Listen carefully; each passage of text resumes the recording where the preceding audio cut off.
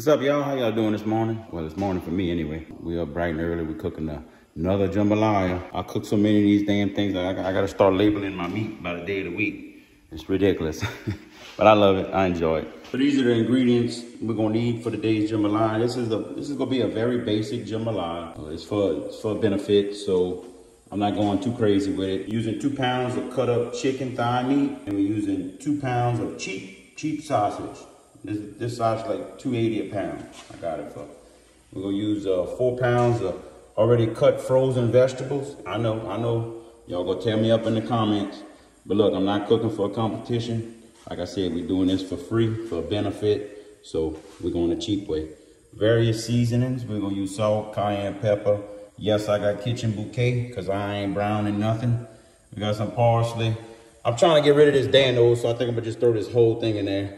Black pepper, some accent, of course, you gotta have that accent, and some hot sauce. I'm doing one for 60 people. The way I figure my jambalaya, about one pound of rice feeds about 10 people. So we're using 6 pounds of rice. The way I use my meat to rice ratio, I just double the pounds of rice to get my meat. So I got 6 pounds of rice, and I have 12 pounds of meat. I misspoke. This is 6 pounds of chicken and 6 pounds of sausage. This is two 3-pound boxes, and this is about 60% of a 10-pound bag. I misspoke earlier when I said 2 pounds a piece. That's 6 pounds a piece. So I got 6 pounds rice, 6 pounds sausage, 6 pounds of chicken. Total meat equals 12 pounds. You could incorporate some pork in here if you want. I got a little bacon, so we'll have some pork. I start every jambalaya off with a pound of bacon, no matter what. No matter the size, no matter what. Pound of bacon is going in my pot first. You can also incorporate some Boston butt or some loin meat or something in here. Cut back on your chicken and sausage and add some pork if you want to make it even more meatier. We got chicken stock. You could buy this stuff. I made this one myself, but you could make it easy on yourself. Just buy these boxes right here. This is a quart, 32 ounces, 4 cups, see? So for every pound of rice you have, you need one of these. If you ever heard the saying, a pound a pint, your rice to liquid ratio needs to be 2 to 1. So you use a quart of liquid for every pound of rice, and you can't go wrong. So we got 6 pounds of rice, and you would use 6 of these. And that's what I got in here. It's not that stuff, it's a homemade one. We're gonna use it instead. All right, I got the pot nice and hot. It's been on medium high for a good little while now. I'm gonna go ahead and I'm gonna add this pork to it. You wanna hear it sizzle. You wanna see it smoking, and you wanna hear it sizzle. It won't stick that way. You see how it's just sliding on that pot? It's not sticking. All right, we cut back our fire to about medium low, and we're gonna go ahead and render this bacon down. All right, I'm gonna show you a tip. The reason why I got this extra box right here is perfect for what I'm about to show you. See, when it starts to brown on your side of your pot and at the bottom of your pot, as you're cooking your meat and your vegetables, that's how you want to make color. If you don't want to use this stuff right here, then you want to take your time and make a good one. If you're in a competition where you can't use kitchen bouquet, this is how you get your color. You see that browning right there? You just release it with a little liquid and it's gonna come off the pot. We've been cooking our bacon for about 15 minutes now. We got it all rendered down. We're rendering it down on low medium. To get that fat, this is what we want. We want that grease. We're gonna get some more grease from that sausage we're about to put in. Now look, some people take out their bacon. Hey, more power to you. I'll leave mine in. I cook it to where it's al dente, where it's not crispy and it's still soft. You see it's soft? It's not crispy. You don't want breakfast bacon in your jambalaya. You just want it for the flavor and for the grease. All right, we're gonna add our 6 pounds of cut up sausage. This is a very cheap sausage. I do not use this for competition, only for benefit. I turn my fire up a little bit more. We're back to about medium high, and we're gonna go ahead and we're gonna brown this sausage now. A lot of mistakes I see when cooking, you know, and it's very easy to do. You know, you get carried away. Sometimes you're drinking a beer while you're doing this, or you're having a good time at some event or something. People thought they just stir. They just keep stirring and stirring, like they making a roux or something. Don't do that. Let that meat sit in that pot. Just let it sit there. Let Let it get one little thin layer. Let it touch all the sides of the pot. Let it touch the bottom. Let it brown. Don't move it. The more you move it, the less it's gonna brown. You want some color on that sausage. Get back in there. Get in there. So while this sausage is just sitting here browning, I wanted to mention something about pork. I mentioned pork earlier if you wanted to add. We're not doing this jambalaya with pork, but if you were doing one with pork, you would definitely want to start off with your pork meat first. You never want to put your pork, chicken, and sausage in at the same time to cook. Each one of those meats has different cooking times. Your pork takes the longest to cook. It takes a little while to get tender. So if you was adding pork, you wanna start off with your pork meat first before you do your sausage, and you want to get that nice and cooked, and you could get some color from it too by browning it at the bottom like we're doing with your sausage. I suggest you cook your pork by itself in the beginning until it's done, till you could eat one and it's tender enough to eat. It takes a long time to overcook pork, so by the time your chicken and sausage is cooked, you'll never be able to overcook your pork. So make sure your pork, it's easy to undercook pork. So if you add your chicken and sausage too early and your jambalaya is done and your pork's not cooked, it's tough, well, then you just messed up. So make sure your pork meat is tender done before you add anything else. And look, I see people, they cook their pork till it's done, they get some color off it, and then they take it out the pot. Hey, that's, you do you, like Duran says, to each his own. I leave mine in, I don't take nothing out. I never understood why people take out flavor in a pot, but hey, I leave all my flavor in the pot. Our sausage has been browning, and remember, we're browning, not burning. It's been browning for a good little while here, so I'm gonna go ahead and I'm gonna hit it with a little liquid. I'm gonna release it off the bottom of the pot. Now watch how good color we're gonna get from this sausage. Look at the good color we're gonna be getting. Oh yeah, look at that. Look at that. Can't see it with the flag. There's a good one right here. Look at that beautiful browning on that sausage. That's what we're looking for. That's flavor. Flavor, baby. So we're gonna do that about 3 or 4 times, and then we're gonna add our vegetables. So just wanted to add something. The reason why you hit it with a little liquid before you stir after you let it sit there and brown is because if you try to stir it without releasing it with the liquid, you could just break up all your sausage. It's gonna just stick to the, half of it's gonna stick to the bottom of the pot, and the other half will go with your spoon. And you don't want tore up sausage in your jambalaya. So just make sure you release it with that liquid first, and then go in for a stir, okay? Our sausages have been browning a good while. I flipped them about 3 or 4 times, and that's the color they got. Nice good color on them. So now we're going in with our vegetables. I got 4 2-pound bags. That's 8 pounds total vegetables. I'm gonna put 3 of them in right now and let that cook down and get some more color. The reason why I'm reserving one is because at the end when I put my chicken, I'm gonna put that last one, and it's gonna, all of this is gonna cook down. You're not gonna be able to see it, but you'll be able to see this one in the finished product. I like to have a little fresh onion flavor, and I like to see some vegetables, some color in that green and that red. I like to see it in the finished product when I'm done. So I always reserve one for the end. And this is, since this is frozen, a frozen blend, it's gonna make a lot of liquid. So you wanna go ahead and let this mingle with the sausage. Like I said, I don't take nothing out. Go ahead and give this a good shake, break it all up. Notice I didn't put no liquid before I release that sausage, because this stuff right here, as soon as it hits the pot, it starts making liquid. And it has enough juices in it to go ahead and seep to the bottom and release your sausage for you. So we're gonna do the same thing with these vegetables as we've been doing with the sausage. We're gonna let it, spread it out in a nice little layer, let it hit the side of your pot. Make a little bowl in there. See all them juices I was talking about? Look at all them juices. Just leaching out of that. That's some good stuff. We're gonna cook that down. We're gonna cook it out. Probably could turn up your heat a little bit too, since we just added a frozen product. Go ahead and turn it up. Like I said, let it stick. Release with some liquid, stir. Ball out the liquid, let it stick. Put some more liquid, release it, stir. We're not gonna constantly stir it like you see other people do. We're gonna let it brown, let it cook. Let it simmer down now.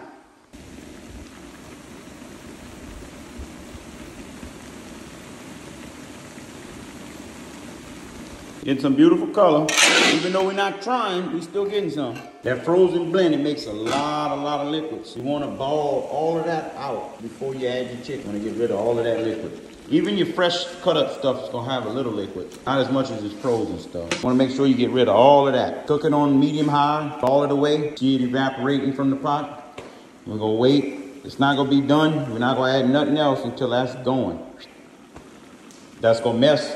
If you keep that in your pot, it's gonna mess with your rice to liquid ratio. You don't wanna mess that up. So you want all your liquid going. Now when we do the chicken, it's gonna do the same thing. So you gotta watch. I want to add, this is also the point in time where if you want to get creative, you want to make it your own, go ahead and add what you want to add. Add your stuff like cream of mushroom or cream of celery or something, or a can of rotel or fresh mushroom, anything you want to add to your jambalaya to make it yours. This will be a great time to put it in right now when you're cooking down your vegetables. Let's check on our liquid, ladies. Still got a little bit more to go. See that liquid coming out? Still got a little bit more to go. Still got a little bit more seepage right there. We're gonna get rid of all of that. We want none. We're not gonna continue until there's nothing left. Now, let's see what we got now.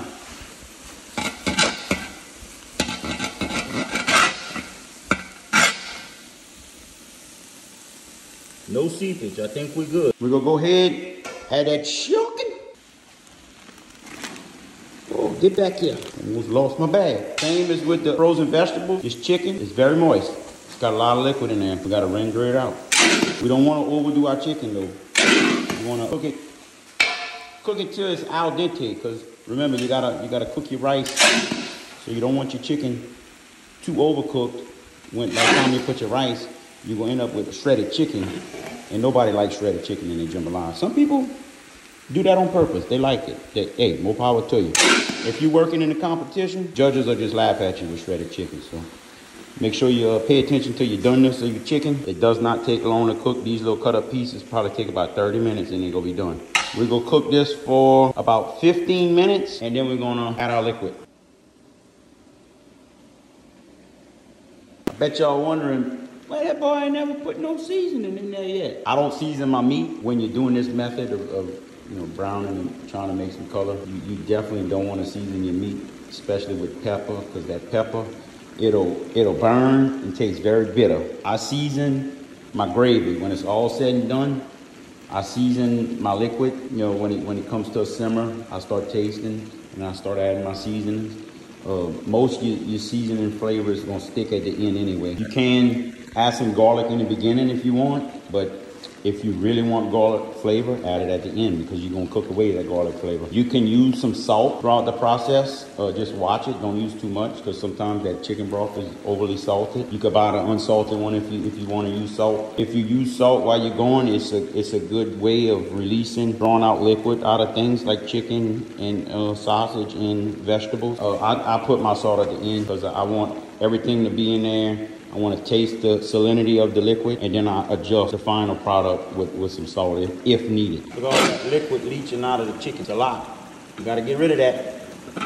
In the meantime, I'll go ahead and add my garlic. One of these ought to do you. You want to use the fresh stuff? Go ahead and waste your time chopping it up. This is just as good. Whole thing thrown in. Boop, boop, boop, boop, boop. While the camera was turned off, I snuck in some kitchen bouquet. Shh, don't tell nobody. Shh, don't tell. All right, remember how I said earlier when we was adding vegetables that the ones we added was gonna cook away? Well, look, you ain't gonna see all of that. It's going, it's for flavor.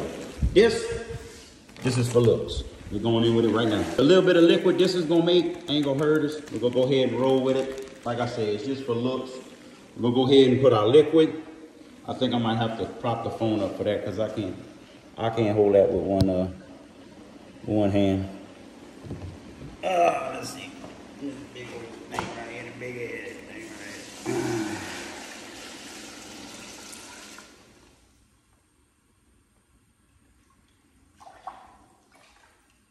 here. Get that chicken bouquet in there. All right, now we're gonna raise our fire to hell.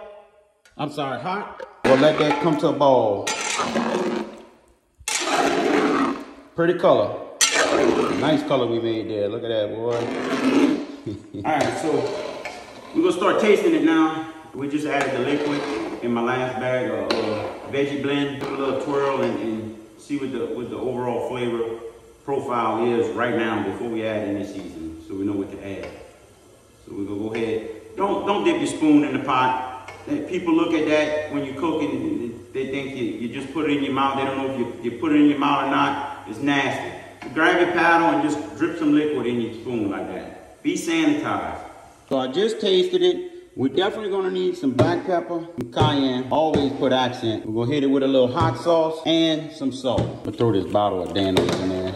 It's got some herbs and stuff in Dano's. Let's see what they got. They got dehydrated garlic, onion, spices, sea salt, mustard seed, lemon peel, and orange peel. Smells all right. We're gonna go ahead and add some. Definitely gonna need some salt. I'm gonna put about that much. I don't ever measure. I'm sorry. I go by looks and taste. I never measure. About that much accent. You don't need a lot of this stuff. All that is MSG. It opens up your taste buds. Some people don't like it. They say it's bad for you, but I guarantee you, everything in the grocery store that you buy, prepackaged, every restaurant you go to, especially Chinese restaurants, they got MSG in their food. That's what makes it taste good. Don't be afraid of MSG, people. Don't listen to conspiracy theories. Throw some cayenne out. Definitely needs a little heat. Watch it with this stuff. This stuff is potent. We'll put about that much. We'll go do about 10 swigs of hot sauce. Like I said, I don't measure. I'm sorry. I know y'all probably like, oh, how much you put? I'm sorry. I just, look, go by your taste. I'm cooking for everybody. So if I was cooking for myself, I'd have probably put that whole bottle of hot sauce in that whole bottle because I like my stuff hot. But you know, when you're cooking for other people, you gotta watch, man. And some of them elderly people don't like spicy things, you know. So I like a little more black pepper than I do cayenne pepper. I find black peppers got a lot of flavor. We go shake that up and see what it tastes like. All right, as you can see, it's starting to simmer here. We just seasoned it. Go ahead and taste it again. See what we got. Let's see what we're working with here. Again, don't dip your spoon in that pot. Go ahead and put your little liquid in that spoon like that. Definitely needs more salt.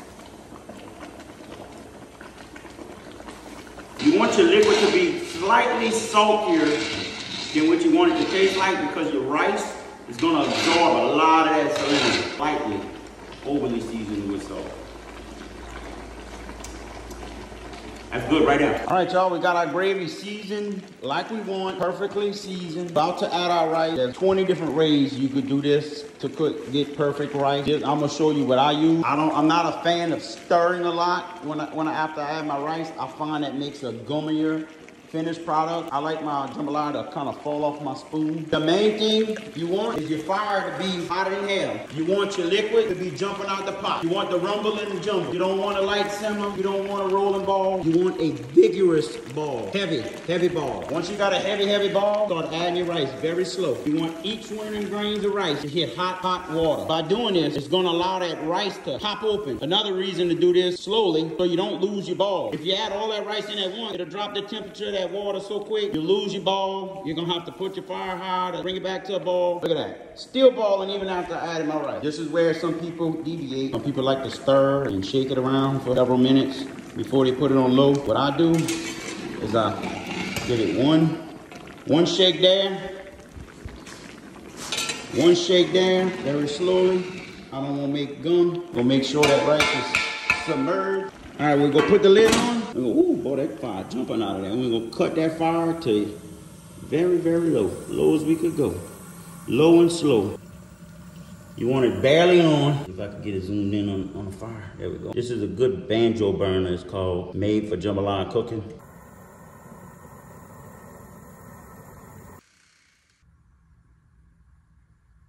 All right, we had our rice timing for 25 minutes. Next thing we're gonna do is cut the fire off. And we're gonna leave it covered. We're gonna set another timer for 10 minutes. While our rice is still steaming, I'm gonna explain the Banjo burner to y'all. What a Banjo burner is it's a circle burner with spokes. Comes from the center to the outer ring. It has a regulator, small regulator that you could adjust high, low fire.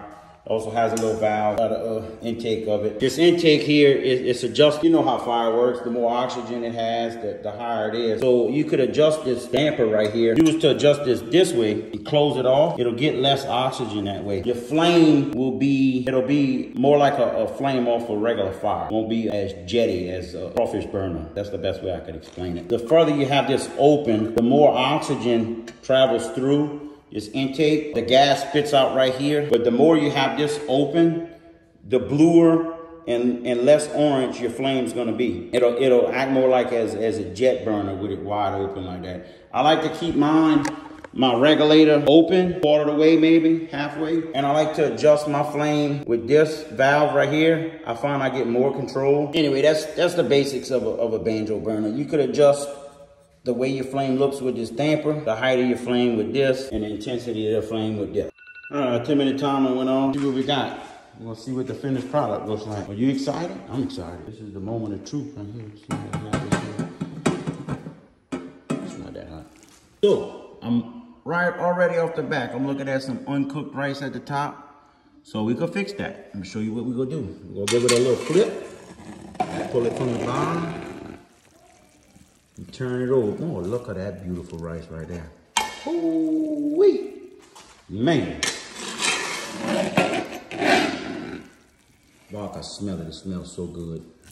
Beautiful rice pop. We'll get it off the bottom, flip it around, cover it up for another 15 minutes. And that's gonna fix that other rice that ain't cooked. Let's cover it back up. Look at that chicken. See how that chicken it just breaks up when you're stirring it? That's how you want your chicken to be. See how it just, ooh. Look at that, beautiful. Look at that, perfectly cooked chicken. That's how you want your chicken to be. Also, if you notice, see those red and orange veggies? You can see that veggie in there. Look at that one right there, look. That's what that last bag, holding that last bag will get you. All right, guys, so we have the lid back on for another 15 minutes. I'm gonna go ahead and I'm gonna portion it out because we're bringing this to a benefit. I get the little half pans. I keep these in stocks with the lid. It fits perfect in these, and these are easy to carry to an event or whatever. Guys, so we portioned out our jambalaya, our 6-pound, 6-gallon jambalaya. 6 of these half pans. Each one of these pans can feed about 10 to 12 people, or about 5 Cajuns. So we're gonna go ahead and bring that to where we need to bring it. Nice clean pot at the end, no black at the bottom. Some people call that the craw. Some people make it with a little black. They like to eat that, save it at the bottom and eat that on a cracker. Man, that's some good stuff. When I'm making it like this, I don't make some with the craw. But every now and again, I'll burn one on purpose just to have that craw. If you watched to the end of this video, I want to thank you for watching, first of all. And go check out my website.